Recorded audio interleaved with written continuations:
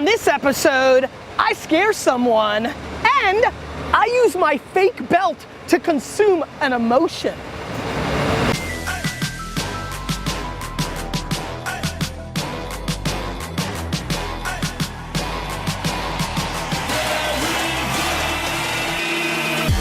You ask questions and I answer them.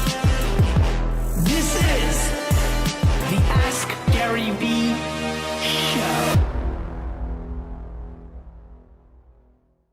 Hey everybody, this is Gary V, Nerd Chuck, and this is episode 115 of the Ask Gary V Show. Jury duty continues, so I'm out of studio. By the way, before I get into the show, D-Rock, you have to show this billboard up here. I don't know if you see this. This really pisses me off. I love these guys. I know these guys. I actually passed on investing in their company, in a mayonnaise company. Big ups to you guys. Congratulations. It's awesome to see. Javits Center in the background. D-Rock dropped his audio thing. Go ahead, D-Rock. Pick it up. It's okay. We can go gray here for a second. Super excited about the show. Really fun impromptu video yesterday that I did that has caught some good fire in the community. So if you haven't seen that, D-Rock, link that up. I'm making this video for the people that are full of shit, right? The ones that tell me to my face every day that yeah, you know, and really want it and don't recognize the actions that it takes to get there. And India, let's get into the show. Javier asks, as a rookie, how much should I allocate to Facebook dark posts for a Teespring campaign? Javier, as a rookie, which I like, I guess a rookie entrepreneur, I would allocate a disproportionate amount of money into Facebook dark posts for Teespring campaigns, especially if you make a t-shirt that is very thematic, meaning if you made a t-shirt that was like Denver truck drivers rule, and then you dark post against people that live in Denver that are truck drivers as a profession, you will crush. And so I think it's a unbelievable platform to convert on. We've talked at nausea on about this, and as a matter of fact, I'm even gonna go completely in a different direction. I actually would challenge most people watching the show right now that you should make a Teespring and actually run $100 worth of dark posts, go long tail with like teachers from St. Louis rock, and learn the dynamics of specific long tail surgical Facebook advertising because I think it will be successful. Paul asks, how do you diplomatically tell the boss he's effing it up? Paul, this is a good question. I massively overvalue the people in my company who are comfortable enough in saying like, hey Gary, I don't disagree with you. Now, a lot of them walk into a buzzsaw because they're wrong and then they get clowned. So you better make sure you're right about the boss being wrong, right? And so, but I think any great boss will be super pumped if you're willing to respectfully point out things that you massively disagree with.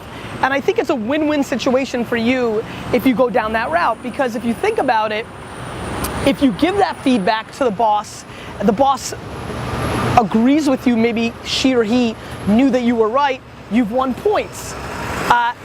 If they don't and they completely disrespect you and the others within the organization that try to give feedback, well then now you know you work for a dipshit boss and you should be looking for another job. So to me, there's really almost no risk in going down the route of giving critical feedback to your boss, especially if you don't love your job, and more importantly, it's an amazing proxy to audit your boss, which I think is massively important if you've decided to put your career into the leadership of an individual.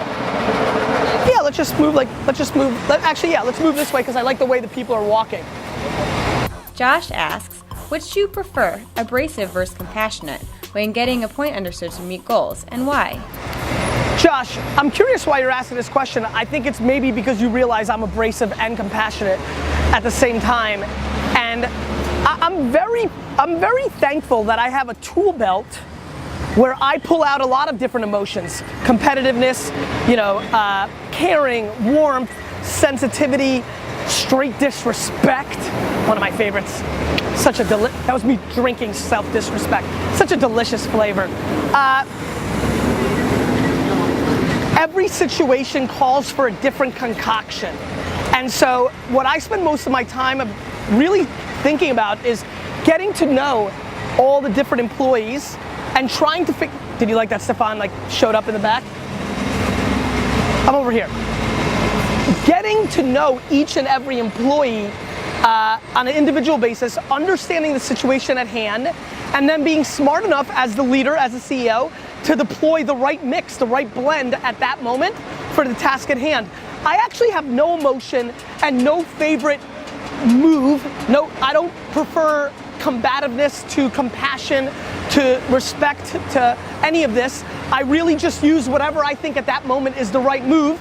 Sometimes I'll do 6 months worth of compassion and then straight karate chop sweep the leg to the mouth because clearly that wasn't working.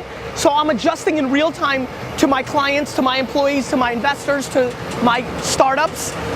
This is a never-ending, constantly 24/7, 365, test and learn, use your intuition, and not get romantic or not get into a habit of using one move over and over, because a funny thing happens with these things. It's kind of like medicine. If you use it too often, it stops working as well. Raymond asks, how do you think people will consume news in the future? And how can small publishers like ourselves monetize on our content if it's consumed on a native platform? Raymond, great question. You're gonna have to find ways to integrate advertisers in a way that if you're not the platform where you're monetizing the eyeballs, well then you don't deserve the dollars because all the advertisers want is the awareness, right? I mean, they're not smart enough to recognize they want the actual engagement and the sell-through. Unfortunately, right now, they still want the awareness. So if your news is being consumed on Twitter and not on your platform, and there's no ad opportunity for your advertisers in that format, and that's going to Twitter, well then you're f***ed, and that's exactly what you are alluding to. I think what you need to do is A, find ways to drive people to your world, which is extremely difficult, or B, rethink the model altogether. Do you actually, when was it that media and news companies decided they were in the advertising business? A long time ago. But are you maybe in the events business? Are you maybe in the consulting business? Are you maybe in the content production and compete with VaynerMedia business? Are you in the stand-up comedy business? I know that was weird, but that's really where I'm going. You and everybody else selling news has defaulted into I sell advertising. Why? Why are you romantic about the way you make your money? Why are you using 80 years of history to make your money when the world is clearly changing at a scale that we've never seen? Why?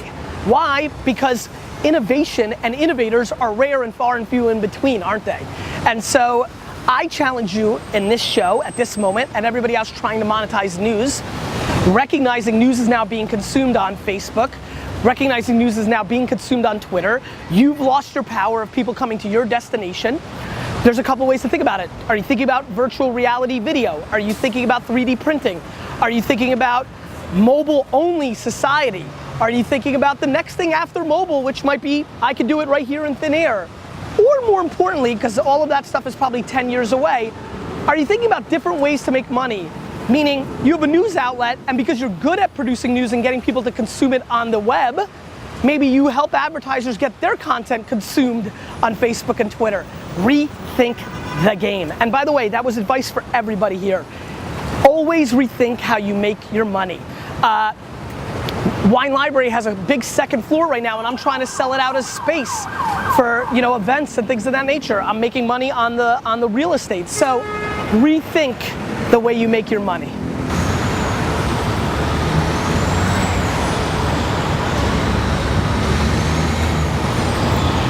This great moment was brought to you by the Ask Gary Vee Show. Ask Gary Vee Show. Watch it. That was awesome. That was a live commercial of this show. You like that? Hey Gary, it's Jim Mitchum. I have a question about networking for the creative class. I'm a writer and I started my own marketing consultancy in January, and I'm having an issue getting out and meeting people. You meet 100 people before breakfast. Some of us don't have that kind of personality. So what advice would you give people like me who have a hard time getting out, shaking hands, and handing off business cards? What can we do to help grow our own companies? Do you have anything? Jim, this is a great question. Networking doesn't come natural to, give me my headphones, India. Networking doesn't come natural to everybody. And the truth is, you've watched the show probably enough to know I'm a big fan of betting on your strengths versus working on your weaknesses. I believe people that are more introverted, reserved, it's hard for me to rah-rah you into going and like shaking people's hands and rolling up on people and being like, hey, oh no, oh great. You know, like that's not gonna be what you do, right? That's not gonna be what you do. That's what I do, but that's not what you're gonna be doing. And so I would say put out great content and play the honey game. Become the honey and let the bees come to you instead of you becoming one of the bees, right? And so I think that's the game. I think way too many people are trying to be better at things that seem obviously good. And listen, I spend a disproportionate amount of time networking, much of which doesn't come to fruition. So that could be a waste. Maybe you're saving a lot of time being a creative, doing your thing. So I would say for you and all the other people out there that don't want to network, hand out business cards, shake hands, kiss babies, scare redheaded dudes, I think that you need to go out and put out great stuff and let people come to you. Let your work speak for itself. I would work in a B2B environment and try to get your work seen in other places except your blog. That could be done behind your keyboard on email to blogs and news sites that cover the arena that you play in. That would be my advice to you. Let it come to you. Cool. Question of the day.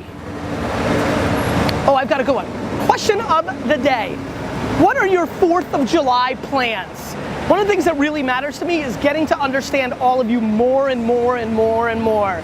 So, in detail, Vayner Nation, what is your 4th of July plans? You keep asking questions, I'll keep answering them. Awesome. Did you capture me scaring that guy? Yeah, you got it? He was freaked out. He was freaked out. It was good? Yeah.